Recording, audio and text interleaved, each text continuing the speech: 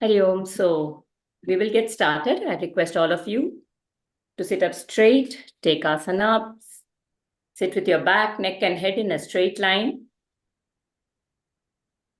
Place your palms loosely with your right palm on top of your left palm and place it in the middle of your lap loosely. Let your body be erect but not stiff.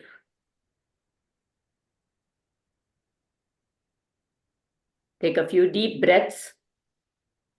And when you breathe, let's do diaphragm breathing and not lung breathing. When we do diaphragm breathing, our abdomens, as we breathe in, our abdomen would slightly move out. And as we breathe out, the abdomen would go in. So just breathe in and observe the movement of your abdomen. When you breathe into your lungs, the chest would move up and down. But when you do diaphragm breathing, only the abdomen moves up and down and the chest does not move.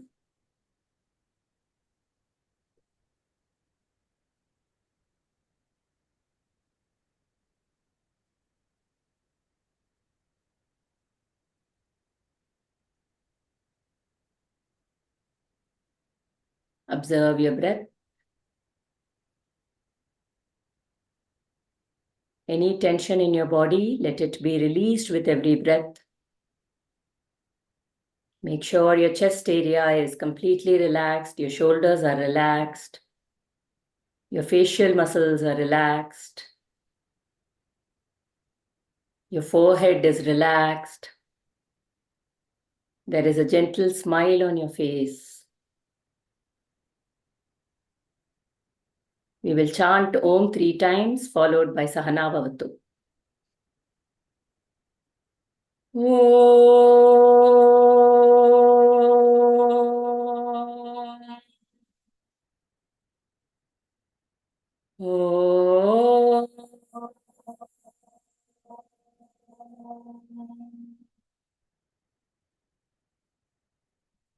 Om.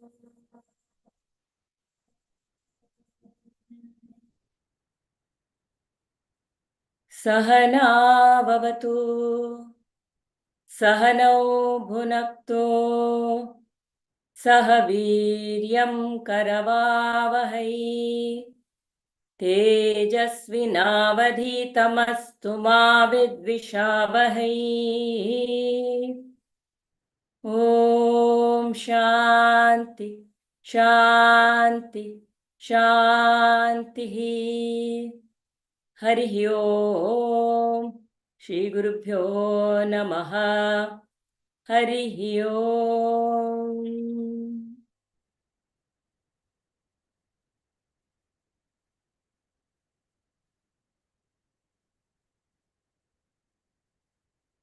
Gently rub your palms, generate some heat in your palms.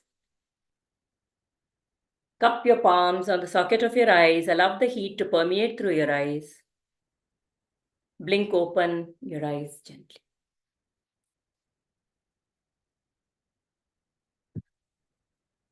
So Hari Om, a warm welcome to all of you to this conscious parenting through unlearning the parenting, the unlearning what we think is parenting. Okay, and this is like a master class. So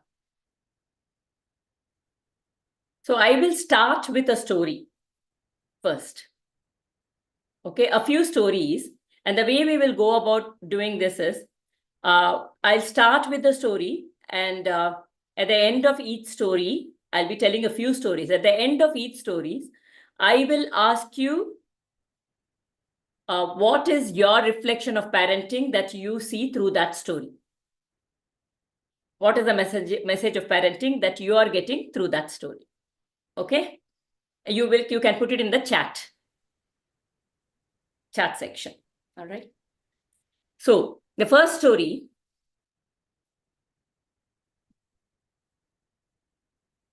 let's look at this story of Duryodhana.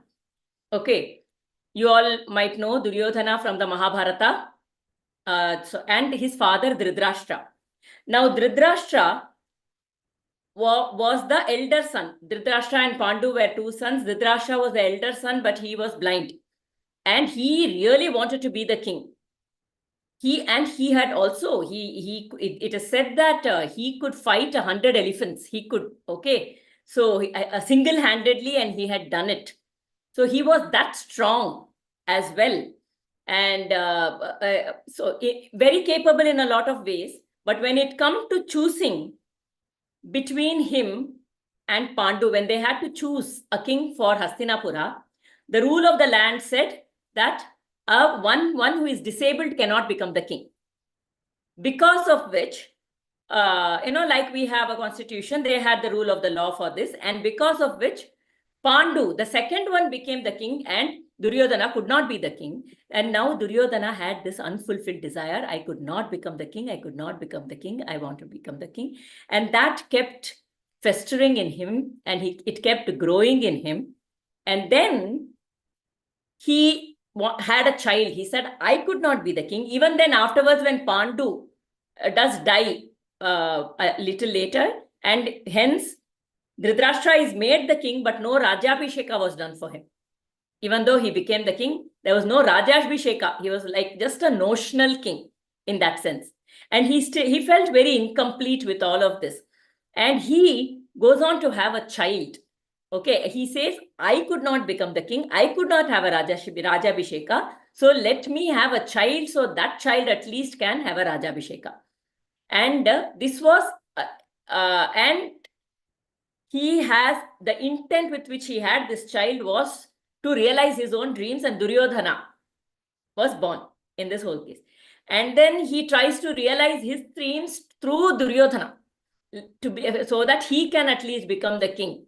And in that process, now he is completely, whatever Duryodhana wants. The moment the Pandavas come, Duryodhana feels, oh, now why have my cousins come? And even Dhritarashtra is feeling, what if the Pandavas claim the space? He also feels a little, I want my sons to come. It's not thinking about what is the right thing. As a king, he was responsible in a bigger way, but this is what he does. And he goes on. Duryodhana does a whole lot of adharmic things. Duryodhana and Dhritarashtra does not chide him. He's very confused. He knows this is dharma. He knows that what his son is doing is adharmic, but he keeps supporting him, or he is in a confused state of mind at all point in time. And at the end of it leads to Duryodhana's downfall.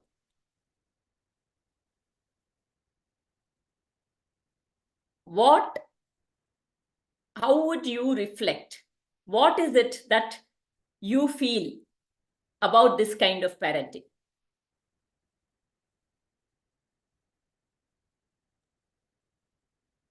What was it about Duryodhana or Dhritarashtra's style of parenting? What did he do?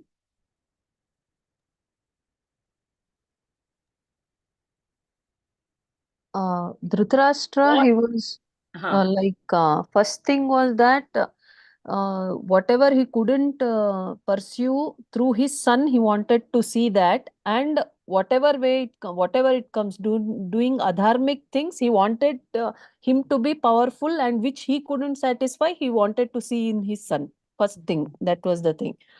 And other one is it is like whatever way Duryodhana used to take or decisions, he never insisted the correct dharma in it. Whatever son said, he agreed to everything, so that ultimate goal was to see him in a powerful position. What he couldn't perceive, he wanted to see through him.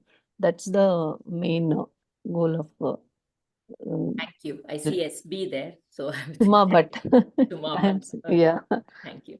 So there is there's also a message from Chetana Kamath saying, parent wants his unfulfilled dream to be fulfilled by his child. Right? Yes, Sumangala.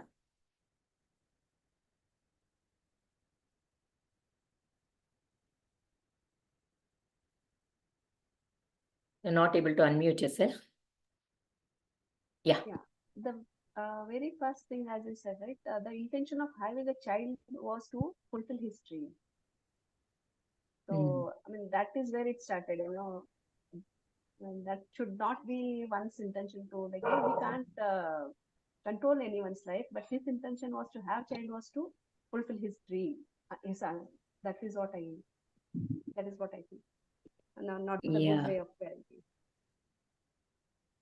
Yeah. So you're saying even wanting to fulfill his dream through his son was wrong. Every individual, they come with their own, and every individual has their own life. So we should not be controlling first thing. Second thing, just to, you know, the very first thought of having a child is to fulfill it. There itself is a problem, is what I think. Yeah. Every child comes with their own destiny. Okay. Exactly. Thank you. Okay.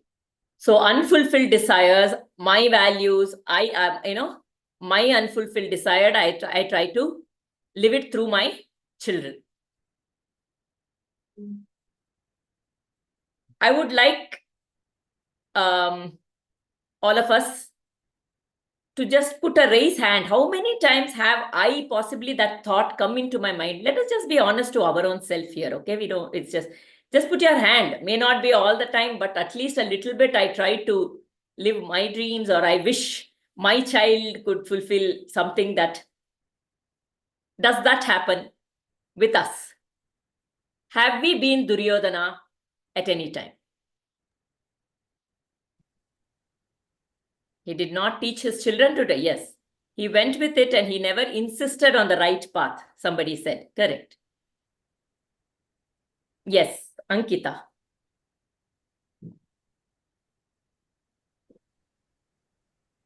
May not be the whole thing like 100%. I think with all the awareness, the media and other things, all of us consciously try to be not like Duryodhana, like how he was taken care parenting. But sometimes in situations when we are driven like exam or any other kind of pressures, we get into this like my child should be like better than me or like. But I think we are better like we all are better like compared to that. Like we are aware at least like to some extent. Oh, I don't want my child to be like me. Okay. That also something. Okay. It's in other way, which is another way of Duryodhana, right? I don't want my child to be like me, not become the king. I want my child to become the king in a way, right? So some desire of mine, unfulfilled desire, which is reflecting in a different way, probably, right? Yes, Ankita ji. We will take one more person and then we'll move on to the next story. Okay, Ankita and Kirti, and then we will stop. Move on to the next story. Yeah. So yes, the unfulfilled, like my dream, sometimes I feel like I burden my child with that. Especially I agree with the person that said like with the exams especially. So like I had to leave my studies when my child happened, and that I think sometimes weighs me down. Like I feel my kid to pursue studies, pursue academics, and be what I could not be. Like there are a lot of things which I want him to do, like dance, learning music, learning, like joining drawing classes, and going into Indology and other things which I feel. But like lately, I have realized that it should depend on him whatever he wants to do. But like subconsciously, I sometimes I do that which like I don't want to do. Like I kind of become a parent which I don't want to be. So that's subconscious. That's part of my conditioning. Maybe I feel I don't want to be like that.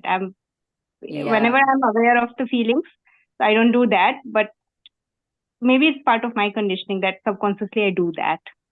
You're right. So Kirti ji, maybe with the next story, we will get to. I'd like to move on to the next story. Okay, we will. So the next story I'm going to tell is about, again, on very similar lines, which is the story of Shantanu. if you know Bhishma, Shantanu, in the beginning of Mahabharata, he falls in love with a fisherwoman. But he already has a son through his first wife, who was Ganga, Mata Ganga. And that son was called Devavrata. And Devavrata was a grown child by that time. And he had already announced that Devavrata will be the king of Hastinapura after him. And in the meanwhile, he falls in love with this fisherwoman called Satyavati. And then when he seeks her hand from his father, the father says, you already have a son. What is the point of my daughter marrying your? And according to her Kundali, her son will become the king. And so I don't want her to be married to you. He says, if she should be married to you, you should promise that her child will become the king.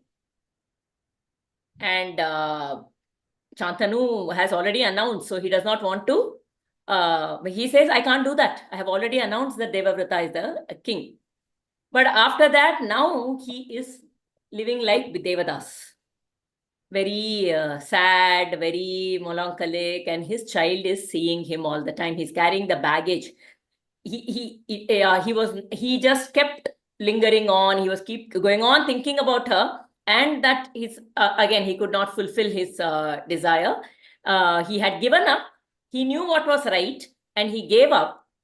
He said he can't do that, but he was constantly in that, and he was very sad. And Devavrata sees that. He's wondering why his father is so sad. And he goes and asks the charioteer, and the charioteer asks him to take him to Satyavati. And when Satyavati's father puts this condition, he says, I will never marry. I will give off the throne.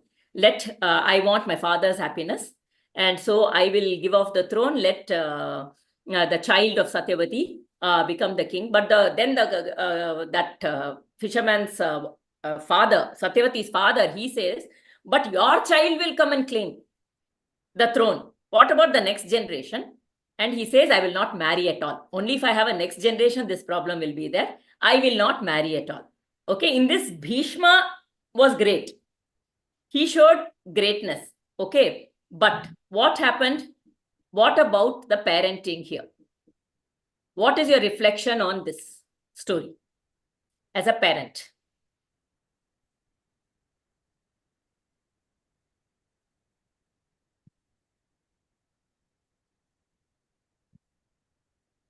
Shall I just Yes, put my please. view, Aarti? Please. Yeah. So as human beings, we all have our weaknesses or strengths. We all do have, and but somewhere, yes, we should be sharing our things with the children openly so that they understand and grow. But at the same time, it should not be like it is taking a toll on the child that much that Bhishma had to go to that extent to do something at that age. And maybe that's what is coming to me right now is like, yes, we can explain what we are going through, but not that to that extent. We have, at least as a parent, we should be able to help the child is what I felt. Yes. Okay, thank you. Anyone else? One more person we will take. Anyone else? Burdening your child with the responsibility of keeping the parents happy. Yeah, the words are perfect. But he didn't want to burden the child, did he? Shantanu did not want to burden his child. But here, Bhishma was like, he was so matured that he understood his father's this thing, and he showed more maturity on that. Parenting is weak parenting here, I feel. I don't know. Yeah, it's the other way. It's a weak parenting. Yes, absolutely. It's a weak parenting. Yeah, other way. Yeah. So children have the capacity to their minds are connected to their parents' minds. They are able to sense it. And they do take responsibility. There might be times when you see that when there is a quarrel in the family.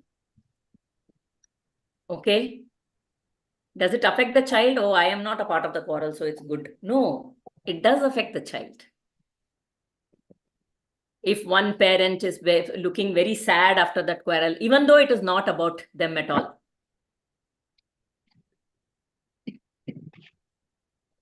Does it affect the child? Have we ever felt it as a child when we walked into the house and I know that the house is a little dense and it is a little heavy. Something is wrong. I can feel it in the air. And then if that keeps happening a lot, it does have an impact. They are very much affected. It does impact the child, right? Third story. As a king, Shantanu's... Yes. As a king, Shantanu's dharma was to keep larger good above self-good and live it by example. By forcing his principle without acceptance caused anguish in him, which forced Bhishma to do something about it. Not teaching his son to accept and perform Raja Dharma willingly was his mistake. Yeah. He does say, no, son, I cannot allow this, but it was a very weak no, son, I cannot allow this. Okay. So see, all of this is reflecting a state of confusion between my desire and what is right. The confusion is between my desire and what is right. Isn't it? Third story. I had just one thought. I'm sorry Sure, to stop Divya. it. Yes. See, when we say this, don't you think the parenting has been good that the son accepted? He saw what his father was going through. Yeah. But where did he get the parenting from first? His initial days, who was he with? No, okay. Then, like history, if you dig in, yes. But as parents, if our kids take some decision like this, but then in that junction, do you think it's a good parenting or a bad? No, he was great. Bhishma took such a decision for his father. It was a very big decision, but it did affect the course of, though, if his child had become, just to go back and think, if his child had become, now he had to, Satyavati's child, he had to make that person, he had to go and win over Amba, Ambika, Ambalika and marry them to this guy, and they had a child, that all those children were weak. Whereas if it was Bhishma's child, Hastinapura and Mahabharata itself, and we would not have got the Bhagavad Gita. Whatever had to happen happened the way it is. But if we are just trying to do an analysis for some takeaways for us, all these stories are meant for some kind of takeaways for us, right? So if we look at it, if it was his son, everything would have gone well, but it was an ineligible person's this thing, right? So yes, did he, as a son, he did it. We can feel very proud. My son is doing this for me. But even if that a right kind of thinking, we need to think. Are they doing just their duty, or are they doing something like an appeasement or more than what they are supposed to do in that place? As a son, as a father, he should have reminded his son that his son, Chantanu should have reminded his son that his responsibility was less towards him and more towards the throne and Hastinapura. His duty should have been reminded at that point in time by the father. Okay, it is not about, oh, my son is doing this for me. Many parents feel, like that. But are they doing it while staying in their consciousness of duty or not? Am I guiding them towards their duty or not is the question. But here Shantanu did not give any guidance regarding that. He was he said, oh, I can't let you do that for me. It was all about me. Duty was secondary. Yes. And Bhishma was young. Just to, the way I see it, like in the first case, Dhritarashtra, it was a conscious influencing throughout. Right from the womb, he was not made to think anything else. And in second case, it was as you said, like sensing. It was not explicit, but it was, both were the same kind of parenting, where one was explicit and one was like an implicit push. So just my thoughts. See, and many times we are we only know, we don't even know that I am being driven by my desire. I'm not even mindful. I'm not even conscious. I act from that confusion a lot. Is this right? Is that right? Is that right? Is this right? Is this good? Is this wrong? What is right? What this? I act from that space of dilemma all the time in my parenting. Okay, so the common factor is that kind of confusion between dharma, which is the duty, or one way of putting duty. Dharma has many more connotations, but in this sense, the duty, the righteousness, and the desire of one person. That conflict between these two. Now, the third story is Kunti. Now, Kunti had a boon. Kunti was the mother of the Pandavas. She had a boon that she can invoke a mantra. Yes, Netra, you want to say something before I move on? Tejaswini actually had a message on the chat. Okay. As a king, Shantanu's dharma was to keep larger good above self and good and live it by example. No, Tejaswini, I can't see Next it. one. Oh, my Yeah. dilemma is more about where you draw the line regarding how kids make a decision, how much that should be keeping parents' happiness in mind, and how much of it should be how kids should be taking decision, is it? Okay. We will address that. That is what we're getting to. That confusion is where we are, and that is what is we are trying to understand where we are and what conscious parenting is like and how I can get there eventually, right? And we can, today is just one session. I'll give you one little tool to practice, but it needs time overall, right? So the thing is, Kunti. Now, Kunti, she had this boon, and what does she do? She has this boon that she can invoke any god and have a child with a mantra. Okay. So now she is so mindful. She's such a conscious parent that she first invokes Dharmaraja. Okay. She invokes Dharmaraja because the kingdom needs a king, a dharmic king, a king who follows dharma and who keeps dharma as his highest. And then she calls in Vayu because now this king needs to be supported by somebody strong and courageous. And this king needs to be supported by somebody who is very strong-willed and has a strong mind. Indra, Arjuna, first one is Bhima, the next one, strong-willed and strong mind, complete concentration. That is Arjuna. And then she asks Madri, the second wife, to invoke Ashwini Kumaras because the king has to be supported with he needs people who have a healthy body. So this is a good support system for dharma. So all of these people, all of the children have been invoked and conceived because dharma was at the highest there. And hence, when because of that, the Pandavas went on to claim so much fame for the way they were. The people loved them. Their praja loved them. And Yudhishthira's reign was after the war was hailed by all that he was a very righteous king. What was it that Kunti chose here? What was the difference between Kunti's parenting and Duryodhana or Shantanu's parenting here?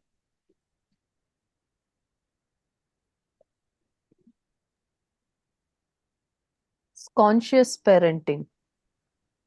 Conscious of what? First, as you said, it is dharma, which is to be prioritized. So accordingly, there is a step-by-step consciousness of step-by-step parenting is there. So it's a planned way of parenting, maybe. Yeah, and even when it went on, Kunti, they had so many difficulties. Yes. They were sent into the forest again and again. They had to be in hiding and all of that. But through all of that, she never allowed any negativity to fester. She didn't choose your cousins are bad, they are bad. Let's not, this is not the time. Maybe this is not the time. Let us stay away for some time. When the time comes, we will go back. Because when negativity is put into the child, it only harms the child. They are filled with negativity. Yes, knowing the priorities well. That is conscious parenting.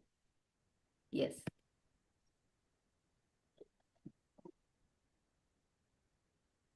How much of that should we?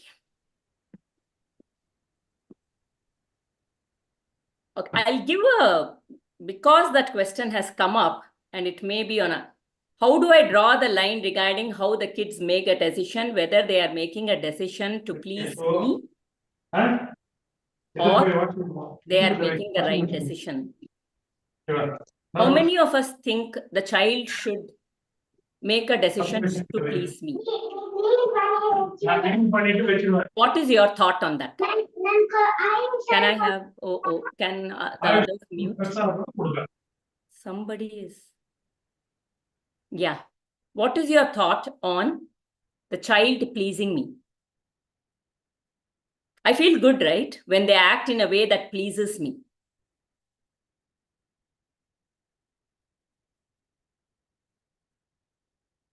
Are they acting to please me? Or yes, Gayatri ji, you want to say something? No. I just said like, none of us, I believe, like, will want them to do something to please us. So. No, child should make the right decision, not to please me or anyone. But during the initial stages, they do.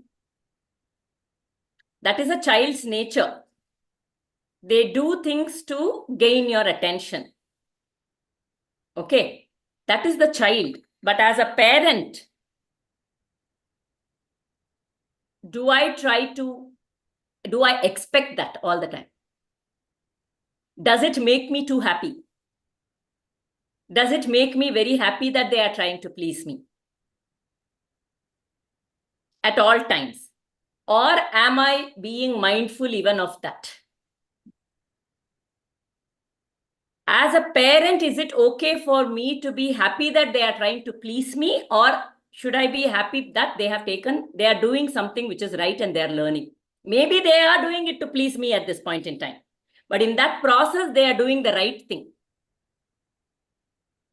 That is more important rather than just pleasing me.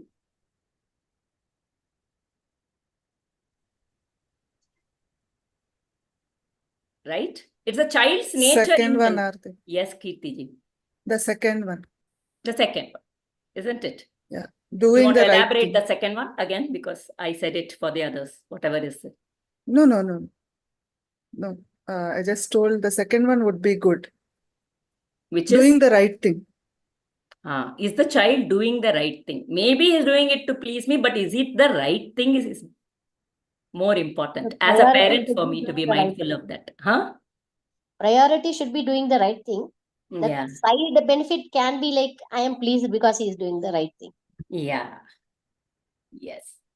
But if it gets only into pleasing me, good or bad, as long as I am happy, it's like, again, it is self, somewhere satisfying the self here. Yes, Sumangala. See, like sometimes the child also has that, like, no, we should do something to please them. We can't hear you well. Maybe you should remove your headphone. Yeah, looking at the larger good. Yes. How is it now? Yes. Yeah, I have a question here. Like sometimes even the kid has that. Let me just put the speaker. We can't hear you, Sumangala. Maybe you type it out. Yeah.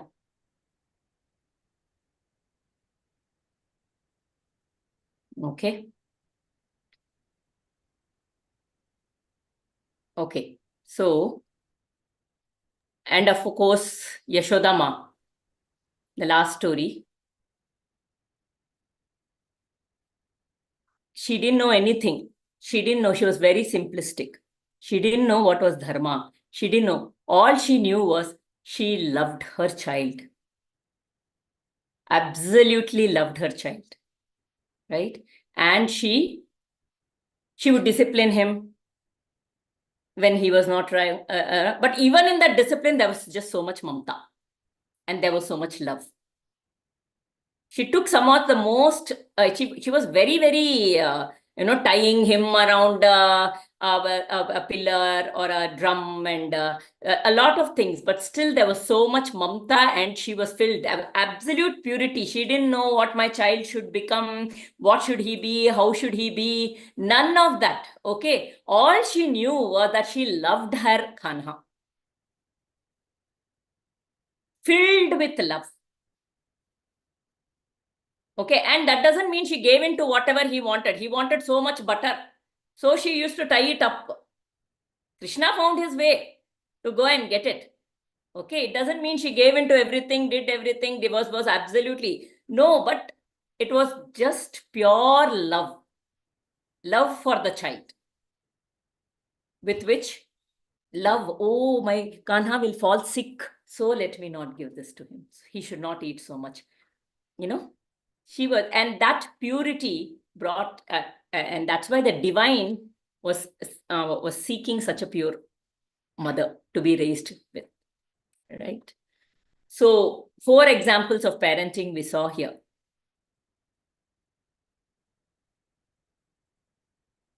It is all about mindful parenting, mindless parenting. When I am caught in my desires, in my emotions, and I'm not even aware of them, and I act out of that, my emotions also. I am frustrated, I see this, okay. And I go with that and I'm not mindful about it. I don't like to see the room dirty. So I go duck. Okay. The child doesn't listen. Most of the times when I go with a frustrated mind, the child doesn't listen, right? When I am acting through my emotions and I'm like, how many times to tell you? I've told 100 times, but still you're doing the same thing over and over again. It just doesn't seem, and they run the other way actually, the more we do it. It feels like nagging for them. They run the other way. Whereas, so how do I be a conscious parent? How do I become mindful? Now, what is parenting about? Is parenting about how the child should be, or is the parenting about how I should be? How I should be. How I should be, it is. Yeah. Most of the times we come and say, okay, many times I ask, what is parenting? People would say, I want my child to be like this. I want my child to be like this. They should be, have a values. They should be disciplined. They should finish their homework on time. No, that is what they want to do. They should be doing. What is parenting? How should you be? Isn't it? Is parenting about the child or about you? Of course, about parents. Yeah, Yes, when a child it's is about born, us. yeah. Us. Yeah. When a child is born, the mother is born. When the child is born, the father is born. When the child is born, it's the parents are born. So the child starts developing, learning physically to move, starts to learn about emotions, starts to learn about intellectually. And through all of this, parents are learning patience. Parents are learning how to be mindful, how to converse with my child, how to look at the world through their eyes. So should I teach my child? Is this parenting about teaching and correcting my child? Most of the times we learn from the children, of course. We How evolve. to understand them better. Yeah. That's how to understand them better too. Yes. So the statement, okay, so I'm going to share a PPT now.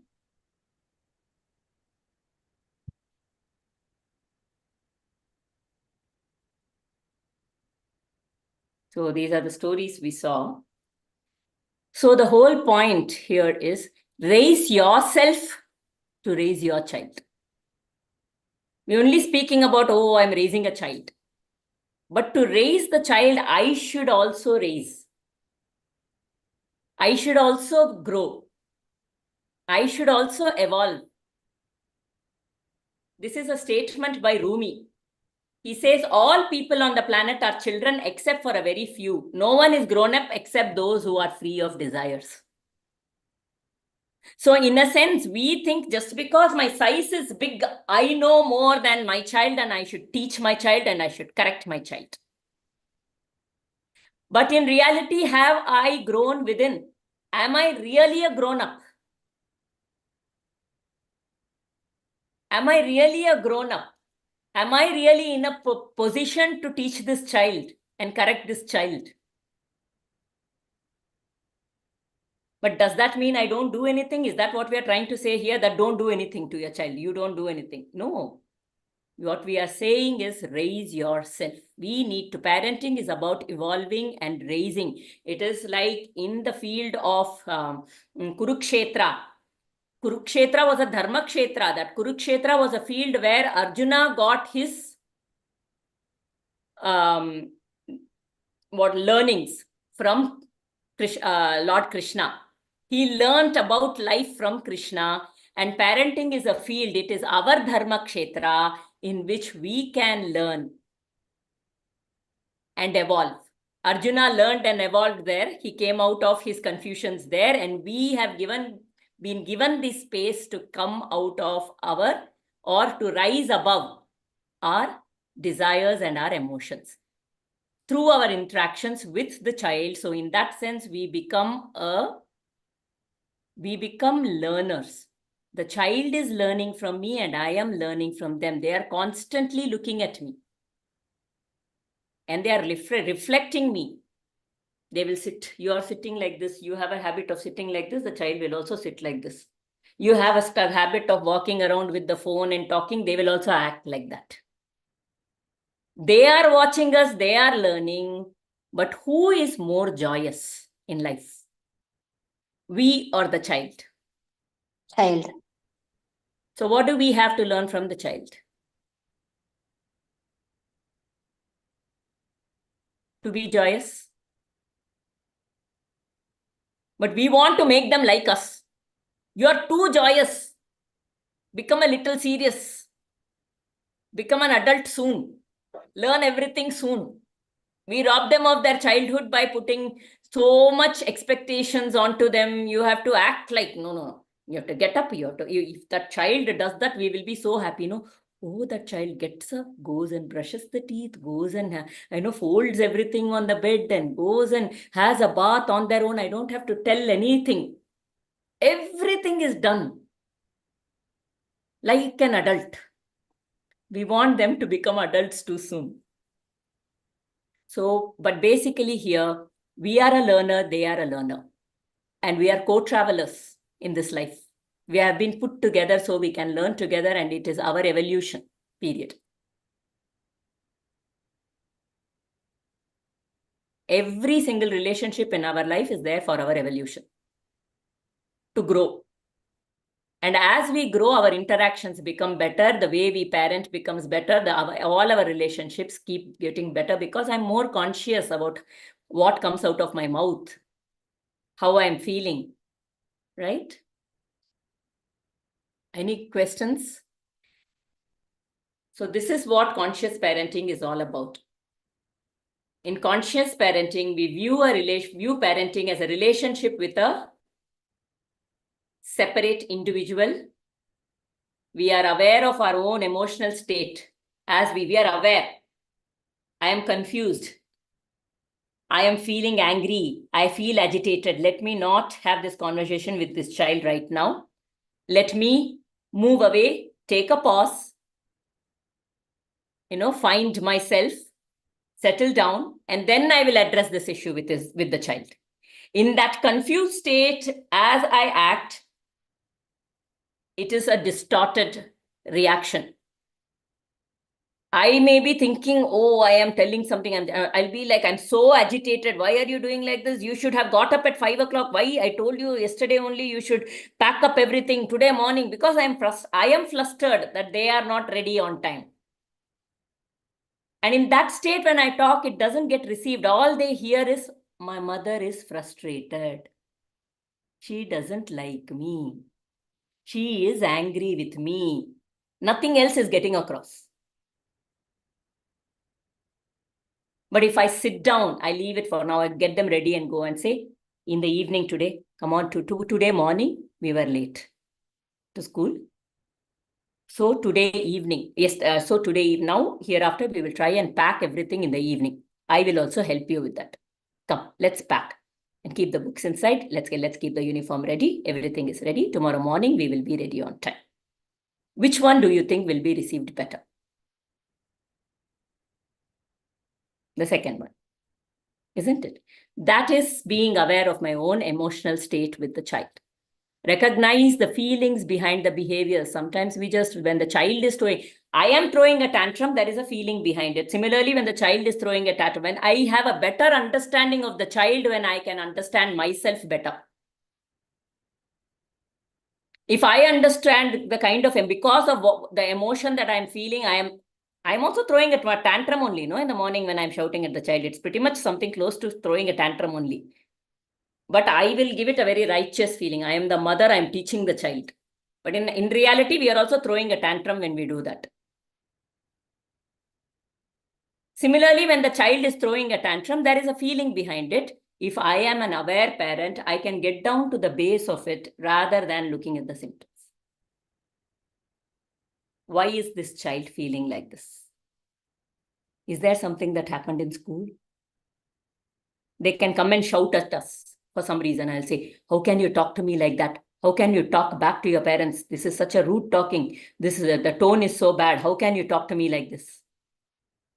These days, children, the way they talk, they have no respect for their parents. But if I just stopped and thought, why is this child acting like this? Is there something bothering this child? Did something happen? And I can go beyond the symptom and go down, then I can try and understand the feeling behind the behavior, for which I should be in control. I should be mindful of my emotion, my thoughts that come up. My child eats every day morning. He doesn't eat properly, doesn't finish the food and on time, and it triggers me. I know that it triggers me, so now I can become conscious and tell myself, I will not try. I'll try not to shout. I'll try not to get too flustered by it. The child will learn slowly. I will work with the child. So I am in control. I am in control of my emotions. I am in control of my thoughts, rather than being a slave to my emotions and a slave to my thoughts.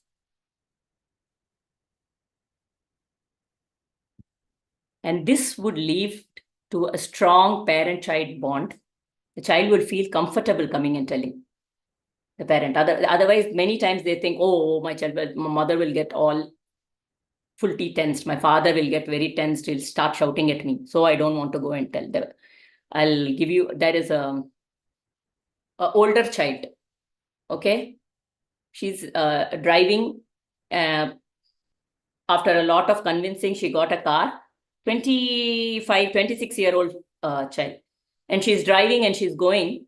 And when she goes there, she meets with an accident and she's in a bad situation. Some four guys come and come there and surround her and ask for money. And then they take her to a mechanic. She sits on the bike with this guy and goes to a mechanic to ask how much it will be. And then she gives 3,000 rupees and come. And I asked this girl, why didn't you just call up your parents and tell them? The moment you call up your parents, those people will become a little more careful. And they, they'll not mess with you. She said, no, after a lot of convincing, I have finally been allowed to drive. Now, if this happens, I will not be allowed to drive again. Okay, so she's not going back and telling her parents that something like this has happened. Right? So, how open, healthy communication, and reduce stress your child, and more than anything, your child has a model for healthy emotional regulation. Because now you are able to regulate your emotions. As a parent, I am able to regulate my emotions. My child learns from me by observing me. And hence the misbehaviors decrease or reduce. And I become more mindful, which helps not only in my parenting, but in my life in general.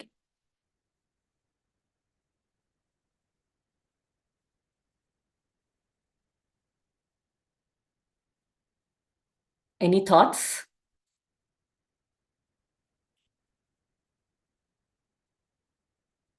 I would say like the peer pressure these days with media and like the competition, that also has some role to like the stress. We subconsciously want our child to succeed, and the success is what our way of, like what Dhritarashtra said, like becoming the king was his way of measuring the success. Similarly, we have our success standard, so we always stress ourselves as well as the children to Yeah. ensure that we push them into that. So that is one thing what I feel like. Yeah, it's So very we should true. subconsciously think that, yeah, end of the day, like success is not only reaching the end journey, but the journey itself. And they should have the happy childhood. So which many will, times intellectually we know this. Very good. It's a very good observation. But how do I practice this? right. Consciously, we have to be like aware of it every day, Yes. because Yes. it will be tough. Like Yes. we will miss it. We'll have to again bring it back. Correct. So one important tool here says be an observer. Just observe. Learn to observe the child. When the child is throwing a tantrum, just be an observer. When you are having an emotional breakdown, just be an observer. Let the mind, let the emotions play. You just say, you're like a third person. Oh, Aarti is feeling agitated right now. Say, I am Aarti. I am feeling agitated right now. So I say, it's just an observation. Aarti is feeling agitated right now. And I just observe. The moment I observe, start observing, I have to take a pause. And I just observe. When I'm cooking, I just observe. There are so many, you will see that so many thoughts are coming and going. So many thoughts come and go. But I choose not to step into that. This is just an activity this whole week. Take some 1 hour in the whole week. 1 hour where your child is probably playing whatever, or if you want, start with half an hour and just observe your child. See all the mind. Don't get in. Don't go in and, immediately that children are fighting. Don't get in. Let's just observe and see what happens. Just be an observer. They are doing something. Just observe, choose one time of a day and observe them every day. Be an observer. You will start understanding your own patterns. And as we practice this observance, we start pausing and we will stop. So this is what the Art of Parenting class is all about. So as part of this, we have an art, how we will be learning many tools and many scenarios, case studies, lots of discussions. So it's a 8 weekend, 16 online sessions starting next weekend. Saturday, Sunday, a convenient time when the children may be in bed 6:30 a.m. to 8 a.m. And the fees is 5,600, but early bird discount fees of 4,800 for the ones who register in the next 24 hours, that is by Monday evening. Whoever registers, the fees will be 4,800 for all of them. This is what the Art of Parenting is all about. And I will share.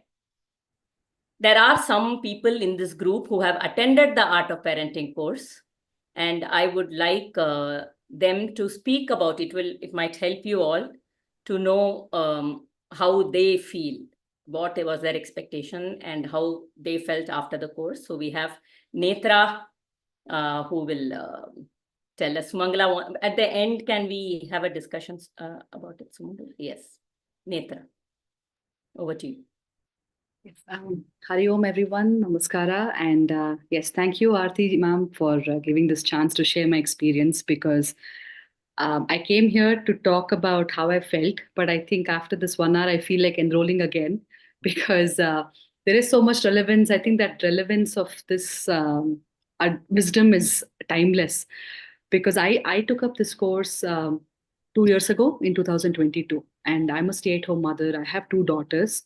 And in 2022, they were roughly, the older one was 5 years, the younger one was 3 years. And all of you, I'm sure, remember very well that in 2022, we had just finished 2 years of COVID, 2 years of the child being at home constantly, no school, being at home with 24/7 for weeks together, for months together. And I think I felt like I had hit a dead end. I had this constant feeling of my child is not listening to me. Why is this happening? So that constant feeling was really driving me up the wall. I think the only parenting technique I knew was the one that my parents used on me. So whatever my parents did, they would shout, yell, punish me, and it worked for them. But I wasn't seeing the same results. It wasn't working for me. And for every one day of feeling like a successful parent, I had 10 days of feeling like a failure. So I think the universe heard my cry for help, because I just randomly got a message from my cousin on WhatsApp saying, there is this course happening. Why don't you consider it? And for me, I think what struck me the most about this course was it spoke about how they would be using Indian philosophy to help grapple with modern day challenges. And for me, I felt like in today's world, Indians especially, we get so much of borrowed opinion from the West. We try to eat like them, dress like them, talk like them, think like them. Their opinion on climate change is our opinion on climate change. Their opinion on gender equality is our opinion on gender equality. Their opinion on parenting becomes our opinion. So I felt maybe it's probably a high time to get a new perspective, try to look inwards, try to look at what our ancestors said. So that is why I signed up for the course. And my expectation was, I was looking forward to an expert telling me what to do to make my child obey me. That was my expectation of the course. For me back then, Hindu philosophy meant only two things: yoga and Ayurveda. You go to a yoga expert, you tell them I have backache, they will tell you do this asana. You go to an Ayurvedic doctor, they tell you, you tell them I have a migraine, they'll say eat this, don't eat that. So my expectation of this course was great. Somebody's just going to tell me what I should tell my child for them to obey me. That was my expectation. So once the course started, I remember RTG just, it was a group course. So you have other mothers.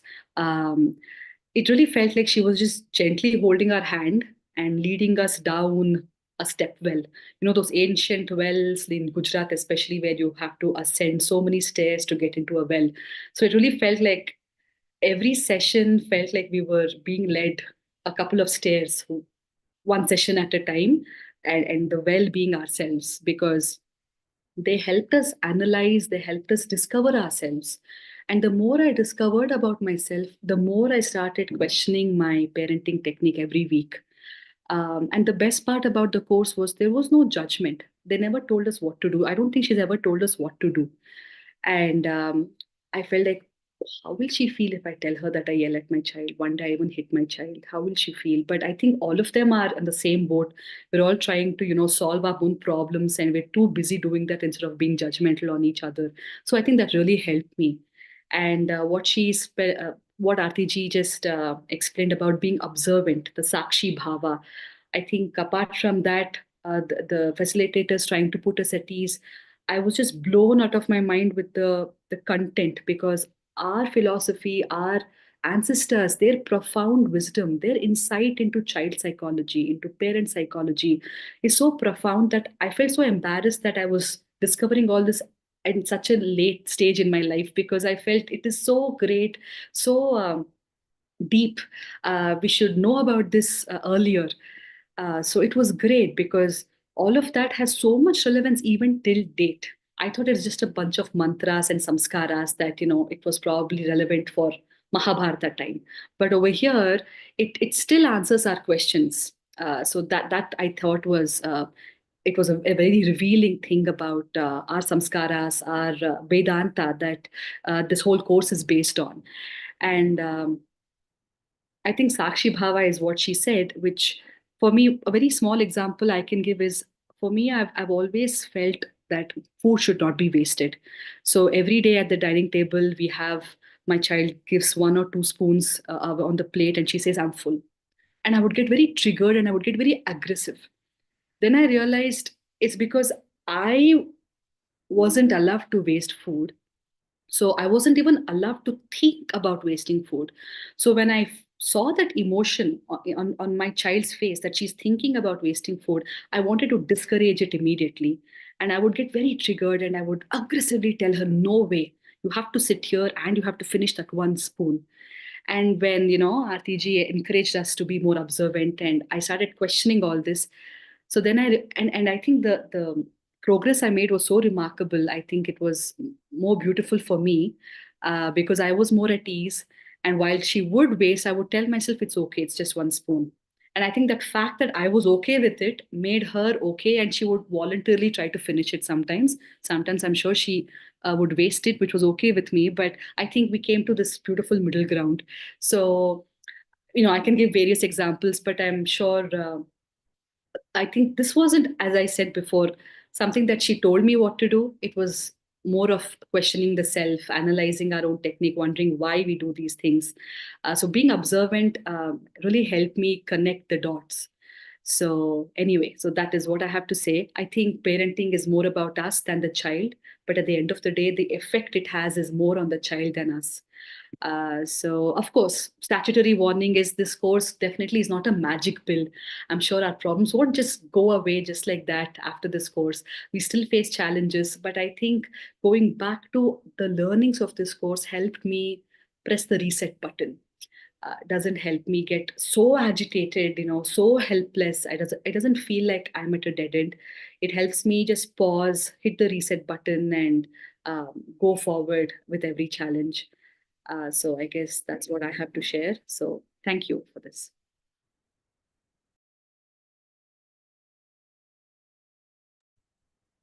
Thank you, Netra.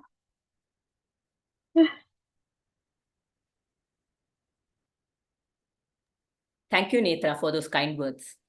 And so just listening from somebody who has gone through the course, I hope would have helped you understand it. There's a different perspective complete from where she came from. And like she said, Vedanta is beautiful. Our scriptures and have so much knowledge for us, even in these times. And they are timeless wisdom, right? They are relevant at all point in time. So, and when parenting is just a field for us to grow, so there is just so much growth that is there for us and the child together.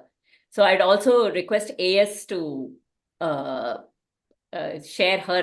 AS is another person who has taken up the course, and I'd like her to share her thoughts on the Art of Parenting course. Thank you, ma'am. My name is Anu, and I'm a mother of 2 teens. I'm a homemaker. Pretty much, it's more like I'm a single parent because my husband works long hours. He loves his job. He's a workaholic. So pretty much I deal with everything with children. So I have done this course already 2 times, and this is my 3rd time. So the reason I come back to this course again and again is I am in a very challenging situation with one of my children. So that is the reason I have not put the video on, because this will be available on YouTube. So I have to maintain the privacy. It involves my child who is a teen. So please excuse that I have turned off the video. Once you enroll for the course, you come, I'm more than happy to share my experiences if it is relevant to you. So now how did this course help me? When I joined this course, I didn't realize how reactive I was in nature, and how my anger issue was affecting everyone else in the family.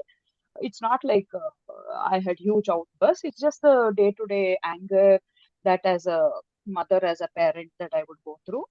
So, but identifying how reactive I was and how anger could be managed. So this course has helped me with that. And then I've just made a few points, so I'll just randomly talk. Please bear with me. This course came to me at the right time. I got to know about this course in 2020. One of my friends told me about it. At that time, my child had just was going through puberty, and okay, I'll say her, fine. So her mental health was affected even before the COVID time. So the awareness about mental health was not high between my husband and me. So as parents, we didn't know what was coming. And then added to the deterioration in the my child's mental health, the COVID lockdowns came.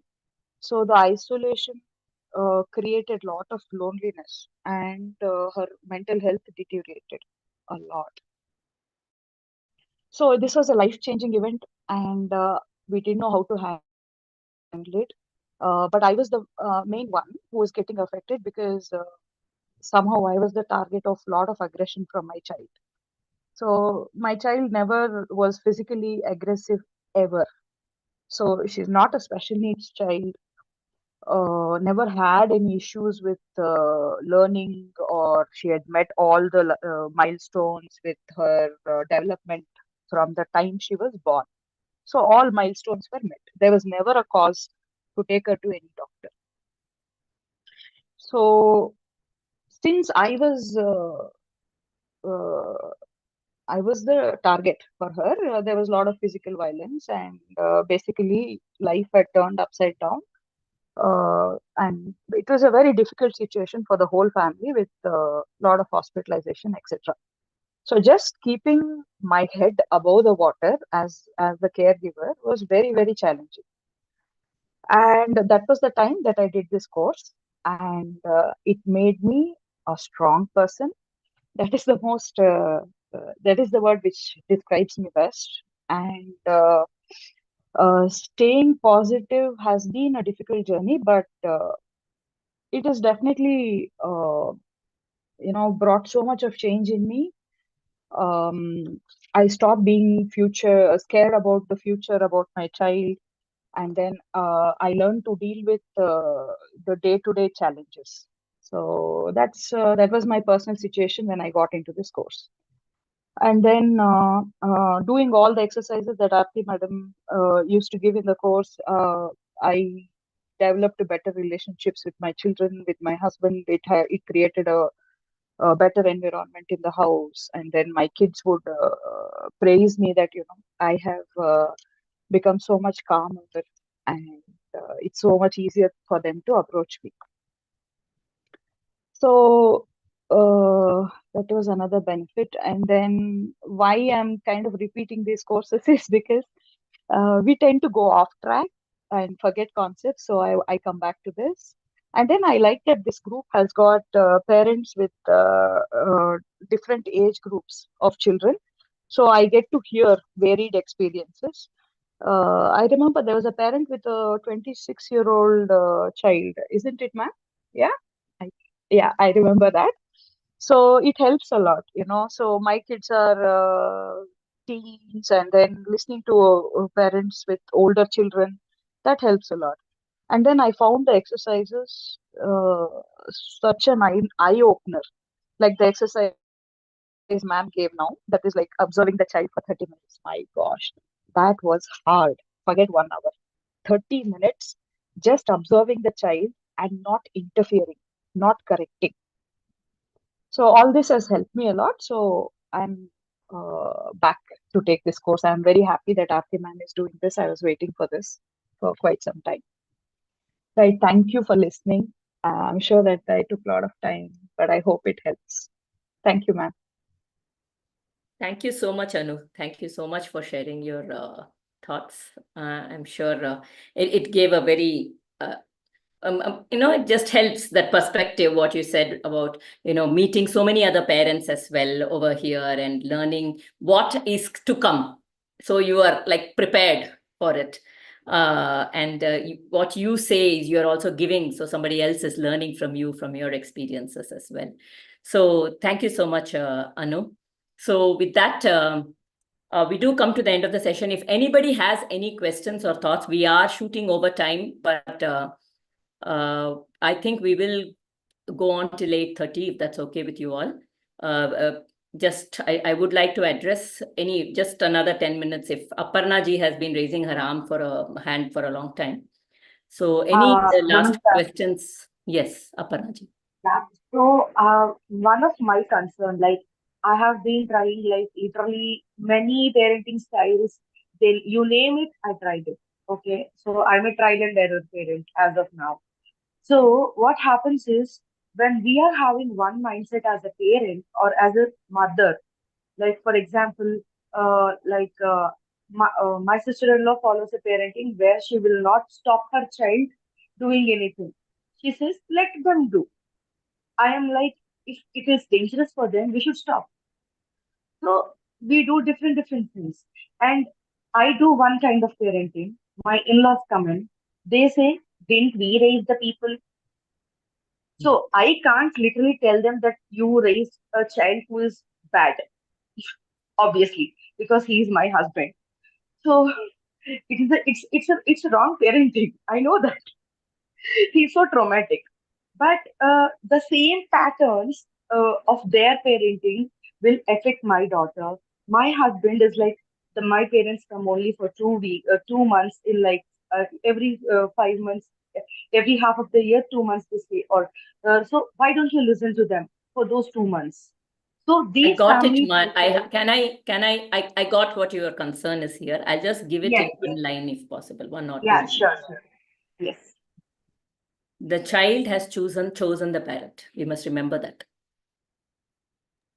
The child has chosen the parents that are apt for its growth and evolution. So you can use this answer to everybody. Yes. That child is a part of your life and your husband's life. Because your husband has a role as a father to play in this child's life for both their evolution and your evolution also. But the problem is he is conditioned to do exactly opposite of what I do. That is the point. Like the male ego somewhere fits. So what if the conscious parenting I will be doing and will the child won't be confused is my point. No. So when you become see, this is the beauty of conscious parenting. You do your parenting style. You carry out your style. The child has a relationship with the mother. The child has a relationship with the father. The problem is that I think this is the right way. I think this is the only right way. The way I am doing is the only right way, and what the other person is doing is the wrong way. The child, we have to know the wisdom of the child. The child is an ancient jiva. Even though it looks small, it has gone through many lives according to Sanatana Dharma and has its own wisdom. The child will know which one to take and which not to take. So if you reflect on your parenting and you go back to your childhood, you say, oh, this part I didn't like. I will not do that with my child. This part I liked. I will do this with my child. We are always making choice. Our nature is being honed by our exposures. So the child will also grow. You do your bit. That is my only. First of all, let me elevate myself. Yes. That is the only thing that I can do, the choice. The choice is only I cannot change the other. To change the other is not in my hand. To change myself is in my hand. And let me do that, and the other things will show up very clearly. Okay. It will, the way I am thinking right now, the perspective will completely change when I start evolving and growing. Okay, so even the 2 months timeout and 1 month timeout also is not like I will be me, I will be the conscious parent and I will improve every single day. Yes, That this should be child has a relationship with the grandmother. This child has a relationship with the grandfather. The child knows, okay, if I go to my grandmother will do like this. If I go to my mother, this mother will do like this. There is no one single style. The child knows that different people are different. Okay. Thank you. Thank you, Aarti. This has helped me. Like yes. I am waiting for the course to start. Thanks a lot. Thank you. So if there are any questions, one more we will take, either else we will close the session. One more. Divya, you want to ask? Yes. Yeah, ma'am. I mean, I have a neurodiverse son. He's 18. You think it will help him since he's on the spectrum and all? And I've already made so many mistakes with him. That's what I feel. I mean, do you think it will help with him, or is it just for neurotypicals? Not for him. It will help you. I need a lot of help. And hence it will help him. Yeah. When you grow and when you evolve, it will help him, because when you are in control. Okay. Thank you. I know how you act will change, and that will help the child as well. Sure, especially when he engages in a lot of attention-seeking behavior. So very often it is my reactions and my this that triggers further behaviors. I know I have to be calm, but sometimes when there's too much happening. The situation is there, but I can still find my stability in the chaos. Yeah, that is what I need. That is what we want. And hence, when I become stable in the chaos will not feel like chaos anymore. Yeah. I'm meditated on your spirituality. Most of your spirituality class, I know you. I mean, your knowledge is profound, and the way you present. So I just wanted to know you better. And ma'am, can I get a recording of this session, because I couldn't? It is there on YouTube. It will be there on YouTube. Yeah. Okay. Sumangala wants to say something. Otherwise, we'll close the session. Thank you, Netravati ji. Actually, I had a couple of questions. We each one of us will come with different expectations. So the tools will help everyone. So Netravati already answered this. So, and thank you. Thank you so much. Thank you. It's a very generic kind. We will have group discussions also as a course to address, some specific, to get some light on it for our individual situations. You will get so many people will be there. There'll be good discussions, very interactive. And also there are certain things which the practices, when we practice, we all connect with our own selves the way we are, the way it touches me. So I hope we can all, and it is a very, parenting is a field for evolution. It is not only if I have a problem, I have to take this parenting course. That's something I want to really highlight. It's not only if I have a, problem, I have a very difficult thing going on. In parenting, even the smallest, it is like the most difficult situation. Even now, after so many years, you have small issues. It's not a big issue, but still I can still grow and I can take control over that situation. I can be in more control. And what does that do? It's my growth. It makes me a better person every day, every year, every month. Okay, yes, you will be getting recordings. If you miss a class, you will have recordings. And you will have recordings for 3 months, even after the whole session is over. So you can go back and listen to the recordings again and again to have it, grilled inside, right? Right. So we'll close the session. Yes. I would like to introduce myself. I'm listening first time. I'm Dr. Namrita. I'll switch on my video. Hello. Hello, Namrita. So namaskar, Hare Krishna. So I really liked the session today. Anuji has sent this link, so that's how I got to know about your session, and it's wonderful. Being homeopathic physician, we do believe in all of the things, whatever you have said in whole of the course today, the session today. And we keep on consult parents regarding the same when we find some domination from the parents, which causes prolonged sufferings and allergy to the kids. So definitely we do provide them these instructions, but I do not have this Vedic background. I'm not through and through knowledgeable enough to give parents the facts, like from where I have this knowledge, because in medical books, we don't read about all of it. But yes, it's wonderful. And definitely I would like to enroll for the course. Not only for my kids, I have 2 kids. One is 13 years and other is 3.5. So I have a big difference between both of them. One is starting ABCD and other is into the another lap of life. So, so definitely it will help me, but I definitely help my patients as well regarding the same. I really liked the connection with Hindu scriptures and Vedic mythologies. We, as a parent, we just started last year studying Gita. We enrolled for Gita from ISKCON, and we are trying to learn like how we should really go ahead in life, because we felt like we are somewhere distracted in every aspect of life. So we are learning, and it's always everyday learning happening. I really like the way you taught everything today. So thank you so much. Hare Krishna, bless you. Hare Krishna, Namrataji. In this material world, materialistic world, to be connected with the core is what Vedanta is all about. And we have to seek that very actively in our own sense. Thank you for all your engagement and your active participation. It made the session a very lively session, because you all came forward and interacted and shared. So look forward to meeting a lot of you in the course. Please do come back in the next 24 hours. You have a discount. If anybody wants any kind of, you want to pay in installment or anything, please get back. If you have any trouble with this thing, we are not here. We want some commitment from you all, but you please, we want to reach out to as many parents as we can. So that's our primary motto here. So do get back to us. Thank you. We will end with a prayer.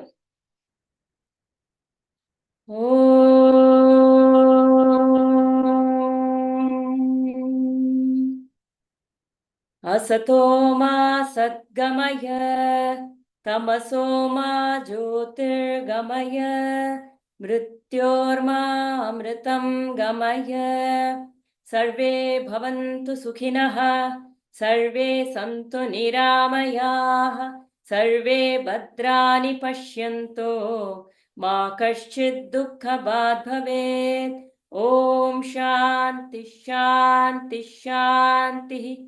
Harihi Om. Shri Gurubhyo Namaha. Harihi Om.